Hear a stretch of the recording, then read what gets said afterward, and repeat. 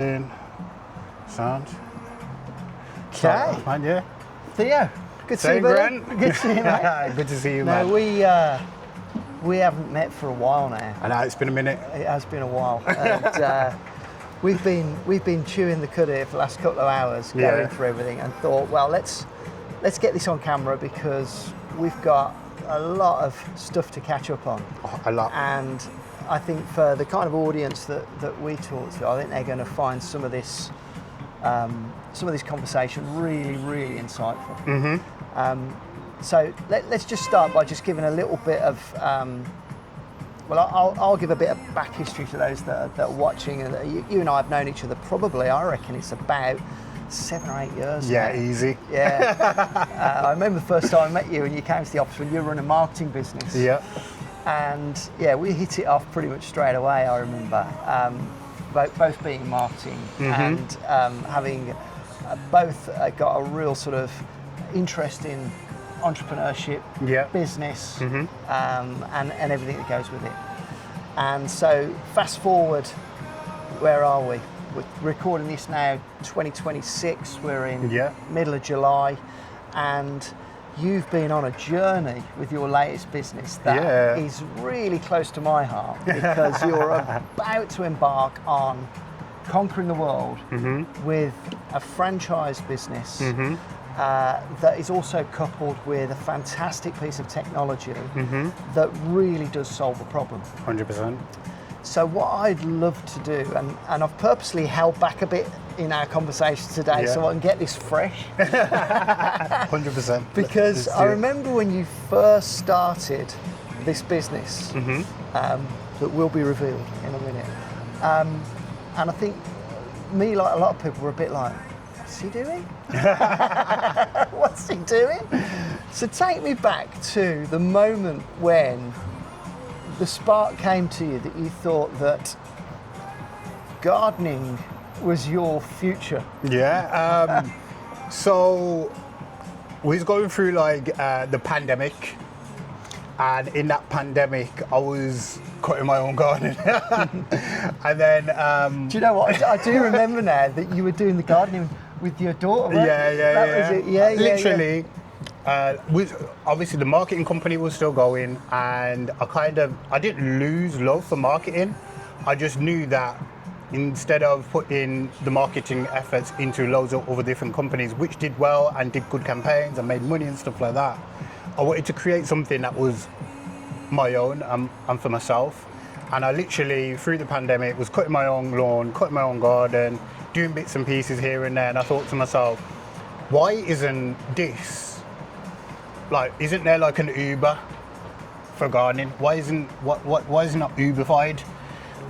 Why isn't it not like Amazon, where you can just get a service, job's done, someone's verified, you can trust that person to come to your house and deliver on the service? And a good friend of mine, he's a gardener, and I asked that question literally on the phone as I came up with the idea.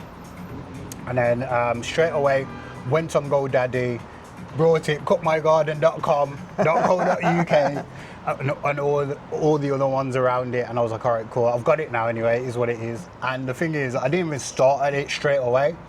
I was still doing marketing, I was still doing content creation, I was doing like podcasts and stuff like that. And then all of a sudden I just had the urge to say, you know what, I need to create this. It's a good idea. I believed in the future that people were going to be able to say, you know what, cut my garden, because it's a demand, isn't it? And the same thing with going onto Google, I'm looking for a gardener, I need someone to cut my garden. And AI was popping through, but I wasn't really hot on it like how everyone uses ChatGPT, Claude, Gemini and all that stuff now. But in my head, I knew in the future, the focus was if I show like my old business plan, it had an Alexa. And I was like, Alexa, cut my garden. I know that was the future, that's what I was thinking. And I was like, you know what, there needs to be an app that creates this. And I spoke to a cousin of mine, and he said, like, listen, you can get on a job with me if you want, and he didn't have the time, to be fair, at the time. And I just said, like, listen, I've got a client. You can take majority of the money if you want, but I just want to get on the ground to see what you guys are doing. And we went in his van with his tools. We went and done the job. And he was like, how did you get this job? It's in Edgbaston, literally. Just from where we I don't are want to now. expose the road. Yeah, but Edgbaston, literally. And yeah, and I priced it up well. It was like 70 or 80 pound or something. It was there for an hour. I was like, how do you get this client? I was like, a bit of social media marketing, which is the initial skill set. Which means that marketing and sales is important, very important, and that's what I learned from you in terms of sales and making sure that you know how to sell. And then obviously it rolled from there, from that one client to getting quite a few more clients straight away. And I realized on the third day of business, I had a client and they paid me like $1,500 for just putting some flowers in the ground and doing a bed. And I was just like... You're a complete novice gardener at this point. Novice. Novice. I just said I'm going to try, like, innit? Because at the end of the day, if you don't try, you'll never know, innit? So I just tried, and when I saw that, I was like, nah, there's something here. And then from that point, I said, you know what, with that money, I got a van, I got my tools, and then I started doing some more marketing and more promotion, and then I just learned about, with every single client that I was with, was basically me testing and understanding what do clients want and how are gardeners service meant to be. My background's been marketing, it's been retail, it's been a lot of sales and marketing and stuff like that. So I'm just thinking, what is the human psychology of someone that purchases gardening services? And then the same thing, what would a gardener need to do in order to make sure that the service is delivered at a high standard? And because my standards are high, and I know that not everyone works at that standard, but we can get close to it, and some people do work above it, or perfectionists. Those are the ideal type of candidates that I've been getting to deliver on work. And from there, evolved into me spending a lot of money in development and learning how to direct, learning to express what you want in a digital format, because you can speak to someone about what you envision, but if their creative flair isn't there, or they don't have the right logic to know what a workflow is, they're not going to be able to create it the way that you want. And over time with marketing, I've learned how to create things and stuff like that, and design and create videos, and so I've become better at explaining what the criteria is. And I think being an entrepreneur, sometimes you think everyone knows what's in here, but it's not until you actually get it down on paper or a picture or a video, you can show like, this is the template, this is the standard. As creative entrepreneurs, we're very creative, but sometimes we don't solidify what we need in a templated way. Yeah. And some creatives don't believe in templates, which is fine, and that's okay, but then you're not going to create a sustainable business based on something that's not templated. No. You've got to be effective and efficient, and Yeah. that's what templates do for you. They give you Yeah. a starting point, don't they? Definitely. Yeah. And it's rolled into getting vans, hiring a ton of people. I've hired about 15 to 20 people easily over that time, seeing who's good, who's not good, or even if they weren't good, why weren't they good from my perspective? Like, did I give them the training necessary to execute? Did I give them the right tools? Did I give them the right communication styles to deal with clients? All of these things, but because me naturally, I'm like, I can do it, someone else can do it. It's never the case that someone else can do it that's straight where you away. need templates. You need templates. Yeah. And me being creative initially, and my assumption is that everyone's the same, and we are all the same in a human perspective, but we all have and see things subjectively. So we need to make sure we template a lot of things to make sure that you get the same outcome or close to the same outcome every time. And with that first iteration of the app, it worked, but then it didn't work. And I'm glad that it worked, and I'm glad that it didn't work. Yeah. The reason why is because it worked because it looked good, and it didn't work because now it did work. The reason being it worked is people got through the workflow, and on that first attempt, someone brought a service for £120 through the app. Right. When I was told that no one's going to spend over anywhere £50 to £70, Yeah. in my head I'm like, I'm going to make it work.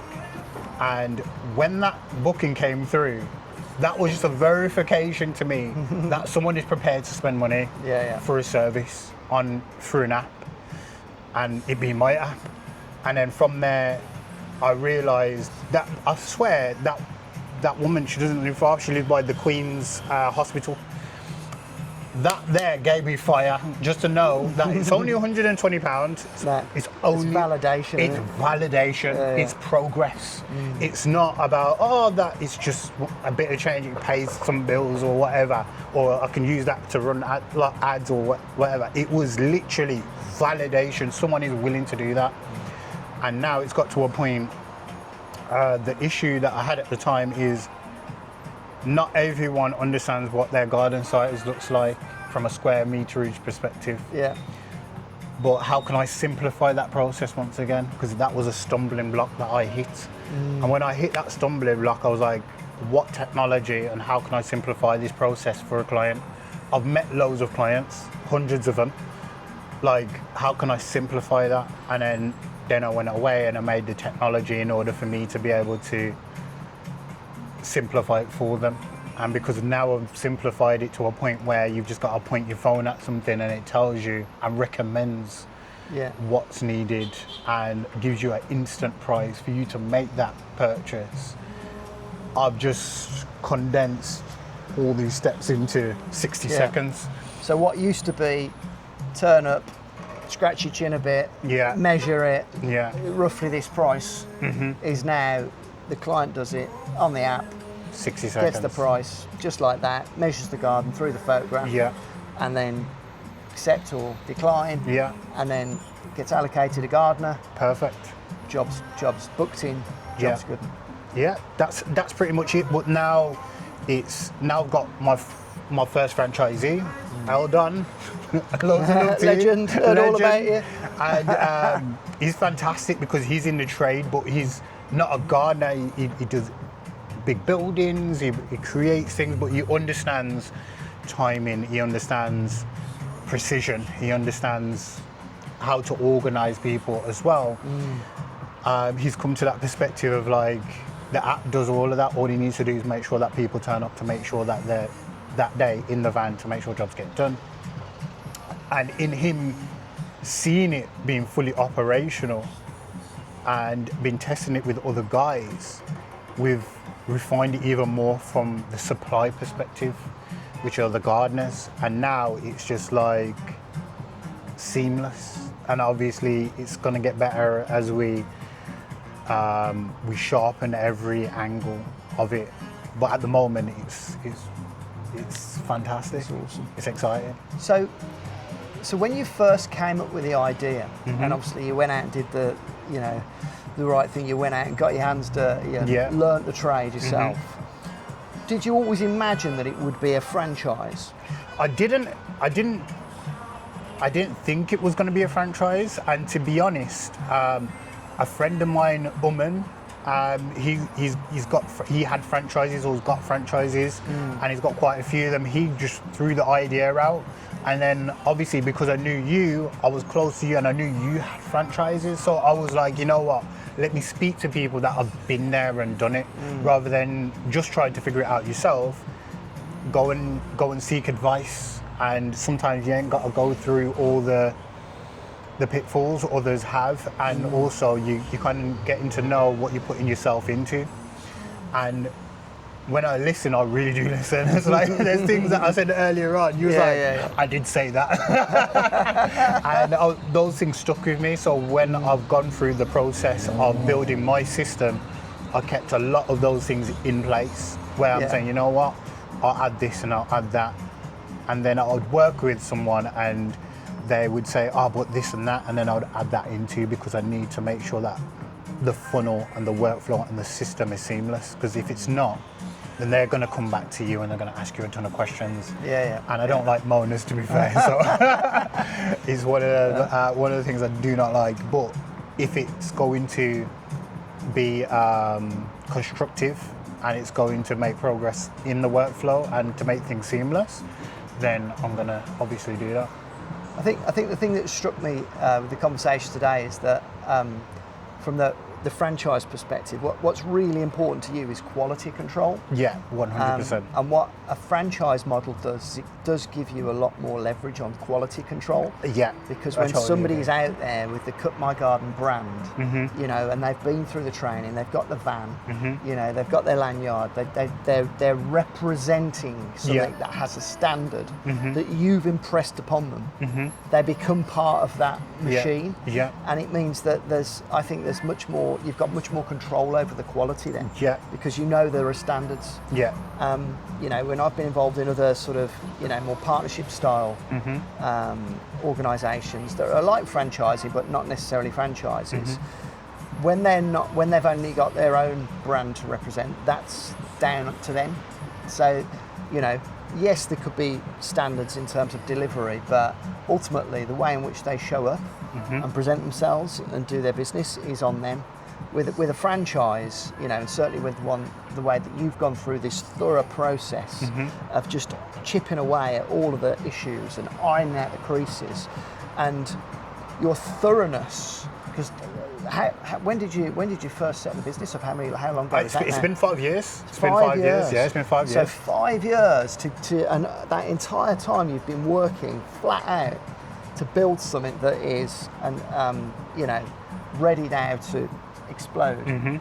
I think, you know, it's the right way to go for you. It 100%. You know what I think as well, in our conversation and this conversation and the conversations we've had, I think it takes the thoroughness. Not everyone, it's hard for someone to, it is, you mentioned sometimes you do take it personally when someone comes at you and says, that's not right and this ain't right and why isn't that not done, or this isn't in the van, or I haven't got this yet. But like and it can chip away at your confidence and you do feel responsible, but that responsibility is a good thing. And as long as people are willing to bear with you as you iron out all the creases and you don't really take it too personally and you see it as a process to say, okay, do I have enough money to put aside for tools, branding, time aside to make sure that the training's correct, making sure that every week you have a catch-up, or every month you have your monthly reviews and quarterly reviews and stuff like that. But as long as you're chipping away at it and you're making progress, it gets better over time.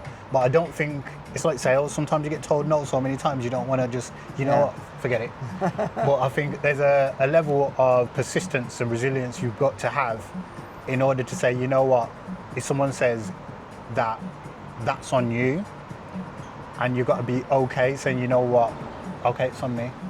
And taking that ownership. But some people get really frustrated, because I did, I'm not even gonna lie. Initially, I got frustrated as hell. You've got to take it on the chin. I think I have to say to my team that, you know, none of us are infallible. We're all going to make mistakes. The most important thing for me, particularly running franchise type businesses, you've got to accept that there's going to be things that could be done better. 100%. But when you find out about those things, the most important thing is showing how much you care and putting it right. Yeah. And doing that to the extent that people forgive you for the gaps. Because especially these days, I mean, you've got a business now that's got a foundation of technology, and the technology is always changing, which means that we all know that to keep up with technology, you're constantly having to develop. So that's something that's always going to be underway. But then you've also got, you know, the personalities that you have to manage in the franchise network as you onboard more franchisees. Lots of different personalities, and there isn't a one size fits all for that. No, it's not. You've got to kind of work with that. And so, but as long as they know, the franchisees and the customers, how much you care deeply about their success, the brand, and the quality of the work, they'll forgive you. They'll forgive you. I totally agree. I 100% agree. I think the one thing, I think it goes back to, because it's only because I've learned it so much more now than ever, is that the systems is so important. Yeah. It is critical. Yeah. Critical. You can't wing it. You can't wing it. Like if you have a business and you want to exit a business and you say, I am investable, like someone can invest money into me. Some people might see your energy, your time, and will invest in you money to see how far you can push the business. That's one thing. But in order to exit something, you need to make something that is systematic and that loops without you. Are supposed to be able to pluck you out and the whole thing works. You've got to make yourself redundant. Yeah, you've got to literally make yourself redundant, and being okay as an entrepreneur to let go and say, okay, I'm going to give that to someone else. Where I think, like I said earlier on, the ego gets in and you say that you can do everything, which you probably can. And you might not have the money at the time to do it, but you've got to you've kind of got to get there in some type of way where you do have enough cash flow to pay someone to do it. And that's always the balance. Yeah, that's the balance. And 9 times out of 10, you can find someone. It's just you're in yourself so much that you're like, nah, I'll just do it. And then that is a big point of why a business doesn't grow. Yeah. We talked about this earlier. It's the bottleneck of the entrepreneur. Yeah, isn't it? it's the bottleneck. The one that takes responsibility for everything. For everything, yeah. But then again, that's one of the turning points of business is when you get to that point where you know you can let go, you can afford to put a management team in place, and you can scale it. And you're nearly there now with this, because this business has been an absolute obsession for you for the last 5 years. You've been so thorough with the foundations, and because you've taken advice from other people as well that have run franchises, you're not one of, and I see it a lot, you're not one of these businesses that's sort of going, oh, I've got a cool idea and a decent brand, let's franchise it. No. It's not one of those at all. It's not, because you can't, people are not mind readers. And like I mentioned before, like I used to think that everyone knew what I meant. Yeah. But then when you go back, you look, I was like, is anything done? But like if you stipulate these things out, it sounds simple, because the thing is, it is simple until you write it down and you actually give it to someone and see whether they work that process correctly. But most people that are in business, they don't do that because they don't have the time and they feel like it's not worth doing because it doesn't directly impact the business now. Yeah. And that's where you've just got to find time, or you've got to slow down here to make sure that gets done and then catch up. Yeah. But once you've got that down, at least you know that you've got a Bible, you've got your standard operating procedures. You've got your SOP, and that's it. And that's always when I think, when I see a business that's starting to do that, that's when it's really starting to mature.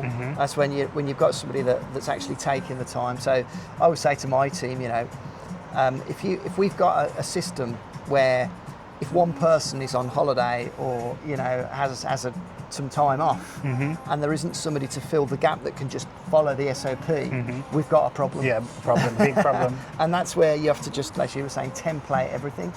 And really, when people buy a franchise, that's what they're buying. Yeah. They're buying an SOP, they're buying a template that's already proven, and then they're also buying the accountability that comes with it. 100%. Which is, likely to be the conversations that we're going to be having in the next few months as you start to recruit these guys that are going to have all different personalities that will interpret your SOP in different ways. Definitely. Which is something that is just going to happen, human nature.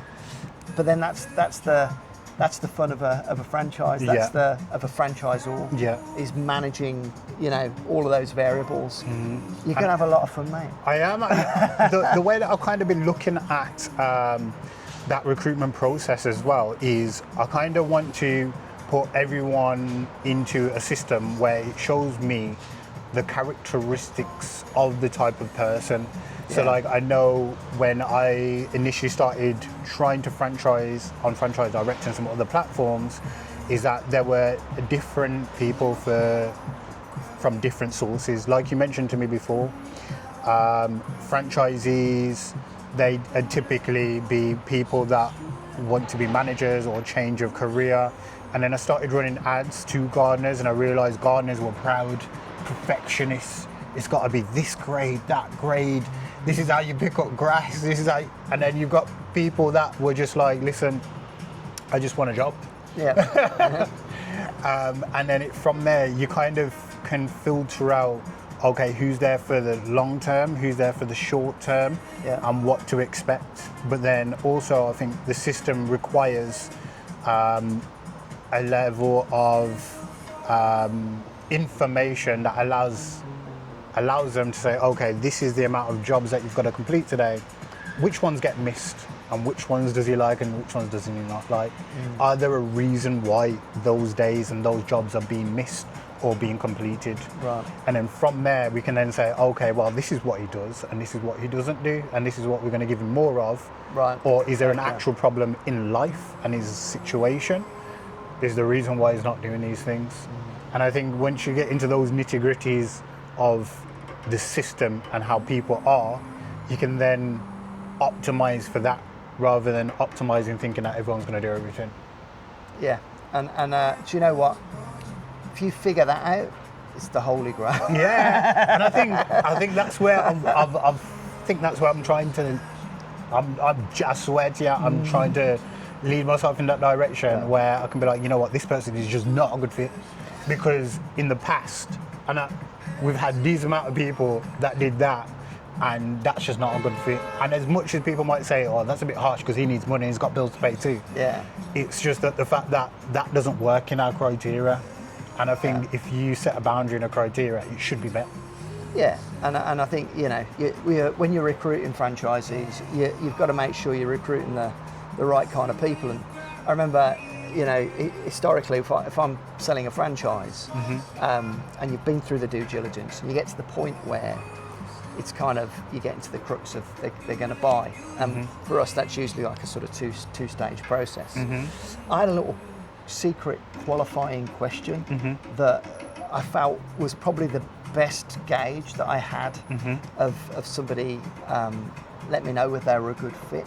And what you say to them is, can you imagine yourself doing this job and running this business? And when you do, how does it make you feel? And I used to look in their eyes, because you can tell so much from somebody's expression. Because if they all of a sudden became, you know, elevated, excited, and there's that little bit of a, you know, that's what I was looking for, that spark. See, I think that those metrics need to be tracked. And I think if we track those levels of metrics and how they actually become, I think in this society that we have, there isn't that many leaders. But if you can show leadership and the quality of service, and that is tracked, I think there's a possibility of getting better franchisees, and that's how I'm thinking about it, and I think it's possible. I just think that obviously you're going to have to go through a lot of people. Some people ain't going to listen, some people are, but then such is life. Not everything's perfect. Yeah, it's going to be a journey. So, 5 years' time, cut my garden. Tell me what it looks like. Worldwide, brother. Worldwide. I'm not even. Well, you've seen the systems currently. Amazing. It's completely scalable. Yeah. It's just about turning it on and off. And now I'm at this point of now letting people know that we are the franchise, we are the marketplace, we are the demand center that distributes this work. And I believe the growth of it is going to be even bigger in 5 years, just because of a lot of technology taking a lot of jobs. A lot of white collar end up going into blue collar. A lot of the blue collar will thrive and it will grow, and more people are going to have to be more hands-on, and the labour force is going to grow. So I'm taking a lot of those things into consideration, but it's just about building the right brand, building reputation, and building the right environment and information and knowledge for those that want to do gardening or set up a business and become a franchisee. Love it. Love the vision, mate, and I'm sure you'll get there. Oh, 100%. 100%. Theodore Hoffman, you're an absolute freaking legend. Grant, I love you. I'm glad that Grant's in it from the beginning. So where's people going to find you, mate? So you can find me on Instagram. You can find me on Instagram. You can find me on Facebook. You can find me pretty much everywhere. But if you're ever interested in franchising, go to info@cutmygarden.com. And you can send me an email there. I can send you information there. Grant is going to be working very closely with us because I know that Grant is a fantastic person. I'm glad that we caught up today because he's caught me on a pivotal point now for The universe for does growth, that, doesn't innit? it? Yeah, it does, and I listen to him and appreciate him. Yeah, but like if you need to connect with me, you can connect with me on those places, LinkedIn and so forth. And then Well, no doubt we're going to be doing plenty of follow-ups. Yeah, 100%. But yeah, I'm really excited to see you move forward, mate. And Yeah, it's I'm been an excited. absolute pleasure. Yeah. Lovely. No worries, man.